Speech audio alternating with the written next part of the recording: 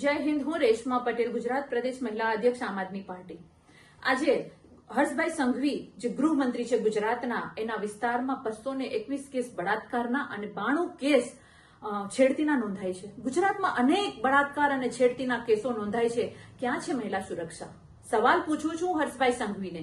જે હર્ષભાઈ સંઘવી ભાજપ સરકારની નિષ્ફળતાને દબાવવા માટે, ભાજપ સરકારની નિષ્ફળતાને ઢાંકવા માટે મોટા અને સારા ભાષણો કરવામાં નંબર 1 ગૃહમંત્રી, આજે ગુજરાતની સુરક્ષા માટે નંબર 1 ક્યારે બનશે? મહિલાઓ, દીકરીઓની સુરક્ષા માટે નંબર 1 ક્યારે બનશે આ ગૃહ ખાતું? એ સવાલ હું પૂછી રહી છું।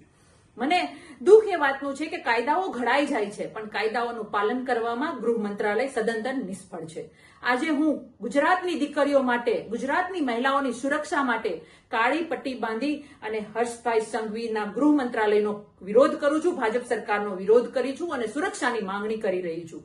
તમે સુરક્ષા આપવામાં નિષ્ફળ ગયા છો તો આપી દો રાજીનામું। તમને ખુરશી પર બેસવાનો કોઈ અધિકાર નથી। ગુજરાતમાં દીકરીઓ પીંખાઈ રહી છે। કેટલાય કેસ એવા છે જે છાપે ચડે છે, જે ચોપડે નોંધાય છે, અને કેટલાય કેસ તો એવા છે કે જે એમને દબાવાઈ જાય છે। મારે એટલું ગૃહમંત્રીને કહેવું છે કે તમે આ ખુરશી ઉપર બેસવાને લાયક નથી। અમે ગુજરાતની દીકરીઓ તમારી પાસેથી રાજીનામું માંગીએ છીએ। તમે માત્ર ભાજપ સરકારની વાહવાઈ કરવામાં નંબર 1 છો, પણ ગુજરાતની દીકરીઓને સુરક્ષા આપવામાં ઝીરો છો। આ વાત સ્પષ્ટ સાબિત થાય છે તમારા આંકડાઓ જોઈને। એટલે અંતમાં એટલું જ કહું છું કે રાજીનામું આપી દો અને ગુજરાતની દીકરીઓની સુરક્ષા માટે યોગ્ય વ્યક્તિને સ્થાન આપો અને સુરક્ષા અમારી કરો, એટલી મારી વિનંતી છે।